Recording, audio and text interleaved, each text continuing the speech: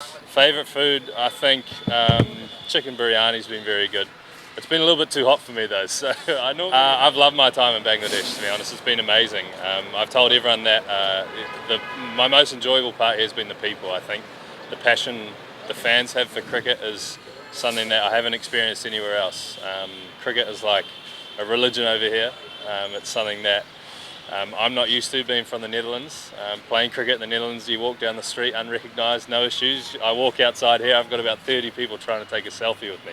So that has been something that I've been extremely grateful for, and I think all the boys themselves have been extremely grateful for that as well. Favourite food, I think chicken biryani's been very good. It's been a little bit too hot for me though, so I normally, when I go somewhere to eat, I'm like, all right, I just want normal spice, not too hot. And they're like, yeah, that's fine. We can give you medium spice. I'm like, no, medium spice is too hot for me as well. So it's been awesome. It's been a long journey. I guess for me, playing in that European Cricket League, I was actually a professional cricketer still, playing for the Netherlands, but my club side had qualified VOC, and we ended up winning the tournament. And obviously that was a great showcase for European cricket. But it is club level and it is amateur level, so it's completely different to what you have here. You have some of the best players in the world playing here. But that was 2019, I believe, so that's what, 4 years later, and we've had COVID, and I've played in 2 World Cups. So for me, playing that kind of cricket, even though it was amateur, it gives you a lot of confidence, and it allowed me to play freely, and as a result, I'm here. Not because of that tournament, because of obviously playing in the World Cup and performing well for the Netherlands, but yeah, you got to remember those roots. It's humble beginnings, but hopefully, I can use this as a stepping stone and keep going. It's massive for us. Obviously, I think what a lot of people don't realise is that playing associate cricket, there's a lot more pressure. If you play for Australia, you play for New Zealand, you might lose games, but there's never really any pressure of losing ODI status or losing funding, anything along those lines. But when it comes to qualifying tournaments, if you don't qualify, you obviously lose opportunities, you often lose funding, and that can have a catastrophic event going forward. So for us, that takes a massive burden off our shoulders, and something we're very privileged to be in this position, to qualify for that World Cup, but it's come through a lot of hard work from the playing group, coaching staff, a lot of board support, all that kind of stuff. So we're extremely grateful and very happy to be there. But then Curtis, obviously, they're in the Irish team, and there's only 2 spots up for grab in the European qualifiers. So I feel for those guys, because I feel like we've shown at the last World Cup, the strength of associate cricket, and hopefully, this 20-team World Cup will show that.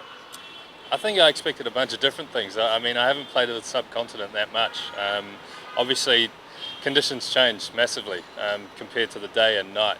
I think during the day it probably does suit the way I play a little bit more. I tend to take a little bit of time in the beginning and then try and expand my innings as we go. And then at night it's a bit more free-flowing. You can trust the pace of the wicket, you can trust the movement. And I think personally for me it's been an area that I've been trying to improve on a little bit. And hopefully I get an opportunity in the next couple of games to really show that. Have you ever seen this kind of thing anywhere in the world? Everywhere in the subcontinent. I think India and Bangladesh are the 2 places where dew plays a massive factor. I think when it comes to night games, you always want to have a bowl first. And I think we've shown, when we bowl first, we're able to chase targets at night especially.